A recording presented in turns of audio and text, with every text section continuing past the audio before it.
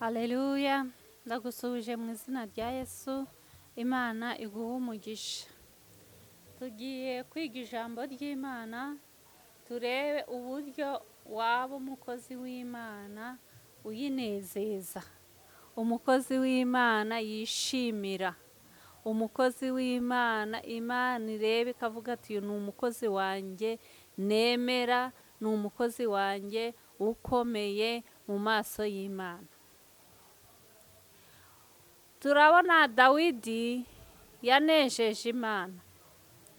Aba umukozi w'Imana ukomeye unezeza Imana. Ntiwanezeza Imana ufite ubwoba. Ubwoba ni intwaro ya Satani. Ntiwanezeza Imana utizera. Muri Yakobo mu gice cya mbere haravuga ngo usaba asabe yizeye adashidikanya, kuko utizera ntibishoboka ko anezeza Imana. Hari intwaro Satani akoresha akavuga ati iyi ngiyi niyo ituma nshobora kunesha. Iyi ntwaro yitwa ubwoba. Iyo yamaze kuyigutiza ugasingira intwaro ya Satani yitwa ubwoba, Satani aba yagushoboye, ntacyo ubasha kugeraho. Aho ngaho Satani arishima. Noneho kugira ngo nawe intwaro umukubitisha, noneho akakuvaho akaguhunga akagutinya, ni intwaro yitwa kwizera. Ntiwanezeza Imana na rimwe udafite kwizera. Ntiwashobora Satani udafite kwizera. Dawidi yaragiraga intama. Mu bigaragara umushumba w'intama yari yoroheje. Mu maso y'abantu yari yoroheje. Ariko Imana imubona nk'umukozi wayo ukomeye uyinezeza. Ariko uko ari aho mu ntama, uko ari yatashye mu rugo, agahora ayinezeza. Yaragiraga intama, ariko hahandi aragiye intama, hahandi ntawe umureba agakiranuka. Umukozi w'Imana ukomeye si uko aba ari icyamamare, si uko ari uko abantu benshi baba bamureba, ahubwo umukozi w'Imana ukomeye ni wa wundi Imana ireba, ikareba mu mutima we, ikamumenyera ahiherereye, ikamumenyera mu bantu hose, ikamuhamya ko ari umukozi wayo yishimira. Uwo nguwo niwe unezeza Imana. Dawidi iyo yabonaga intare cyangwa idubu ije gufata umwana w'intama, yarayifataga akayikacira. Reba gufata mu kanwa k'intare, agasatura, agakura umwana w'intama mu kanwa k'intare. Uwo nguwo hari ubwoba yari afite? Ntabwo. Niyo mpamvu yabashije kunezeza Imana. Yari afite kwizera. Uko kwizera niko kwatumye abasha kurambura imirimo. Hari umufilisitiya witwa Goliyati, wari warabazengereje, azengereje ubwoko bwa Isirayeli. Noneho igihe kimwe ngo aragira intama, ageraho, kuko Imana yamwishimiraga. Imana igatuma umwuka mubi ujya kuri Sawuli, maze ngo umuntu umwe aravuga ngo hari umwana w'umusore w'umunyembaraga uzi gucuranga, wo kwa Yesayi, abwira umwami ati uriya musore mutumeho aza gucurangire, turebe ko Imana yanezerwa noneho umwuka mubi ukakuvaho.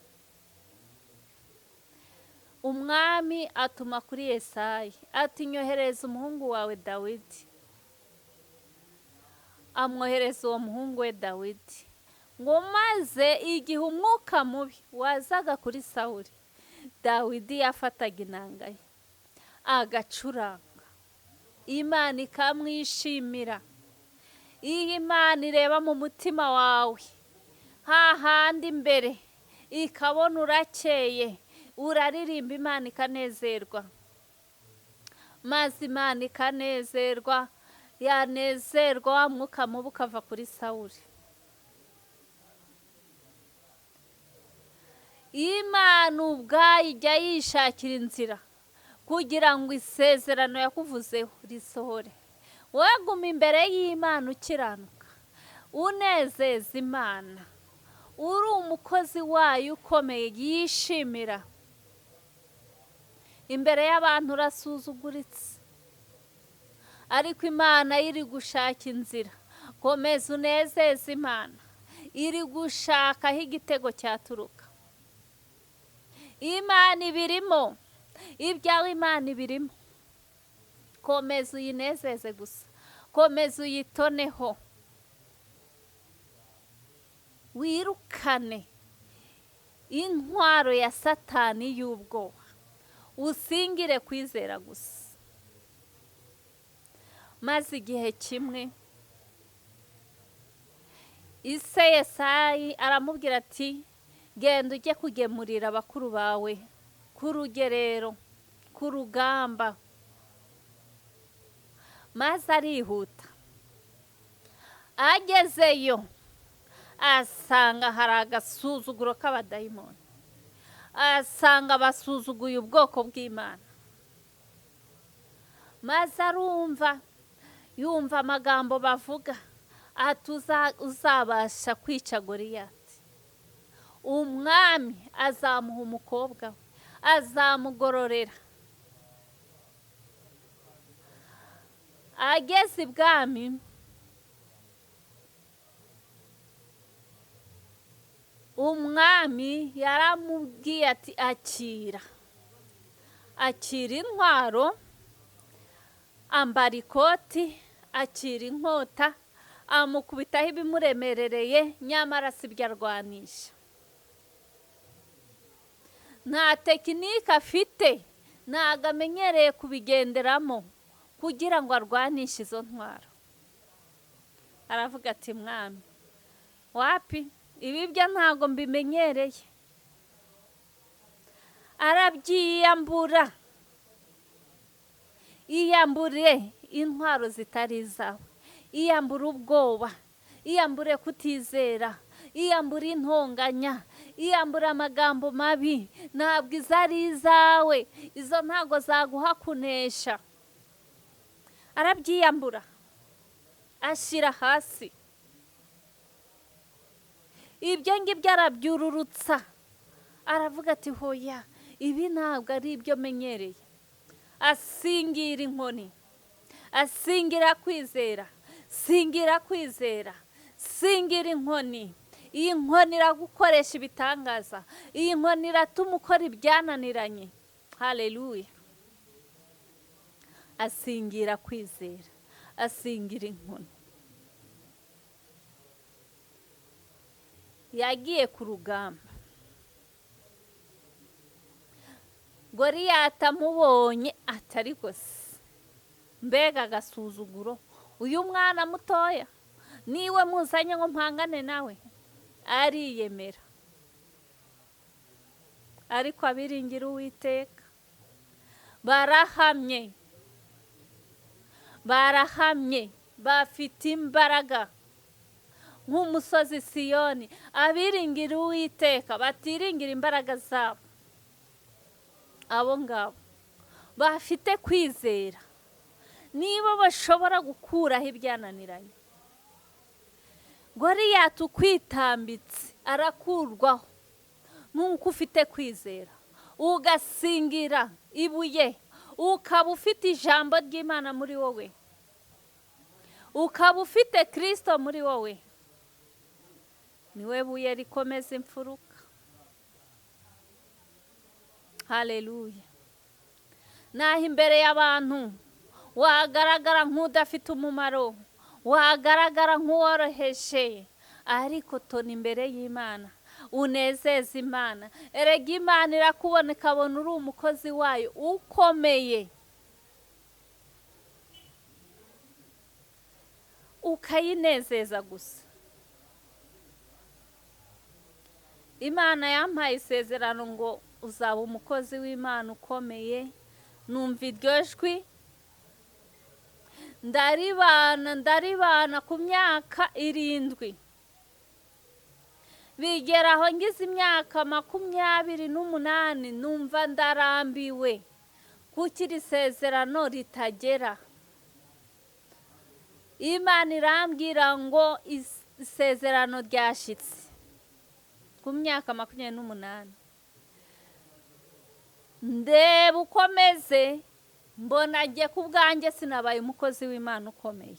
Narinzi ko kuba umukozi w'Imana ukomeye naba mfite ibyuzuye, ndi umukire, ni wa muntu ufite abantu benshi, mbese ukirangirire. Ariko si ibyo Imana ireba. Dawidi yari umushumba, iyo yari mu ishyamba Imana imwita umukozi wayo ukomeye. Imana yambwiye ko isezerano rigeze ari uko iri kundeba mu mutima, aho abantu batareba, abantu bareba imyambaro, abantu bareba ubutunzi, hahandi bya bintu abantu bo batareba.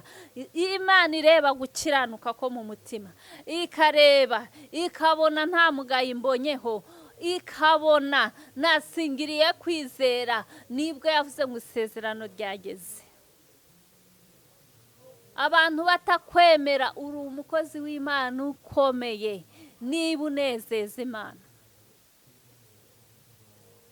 Dawidi akaririmba, Imana ikishima akayinezeza. Nawe haranira kuyinezeza, nta cyaha na kimwe. Imana ikwita umukozi wayo ukomeye, irakwishimira, uharanire kuyinezeza.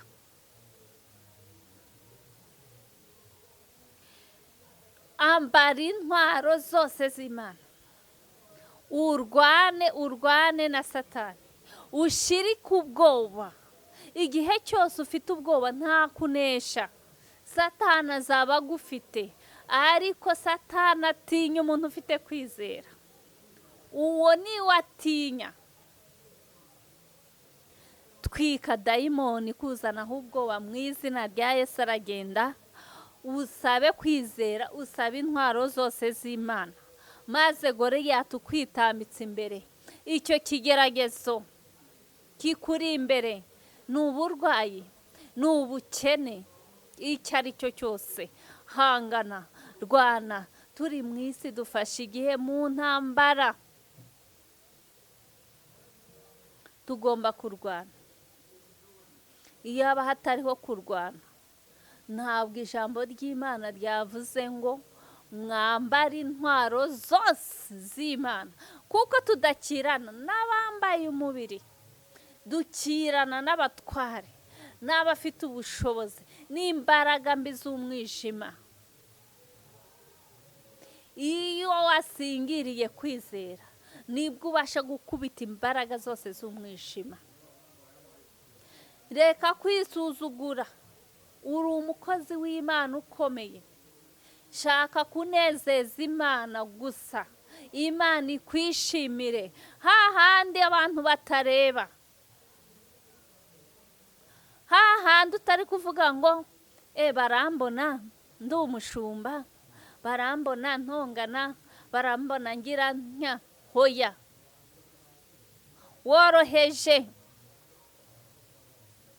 woroheje nta n'amatitire ahari, ariko Imana irakwita umukozi wayo ukomeye, kuko ntabwo uri kubikorera kugira ngo batambona, burya gukiranuka ukanezeza Imana ni hahandi utavuga ngo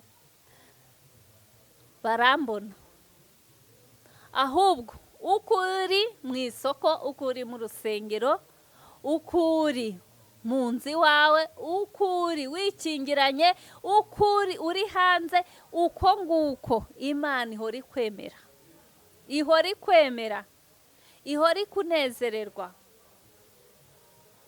Uko niko kunezeza Imana, atari ukwereka abantu, ahubwo Imana ireba ibyiherereye. Yosefu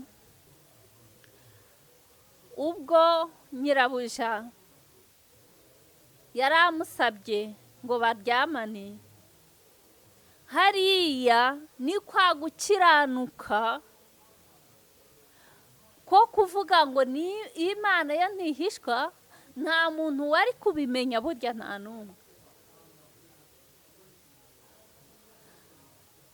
Byari kubera mu ibanga,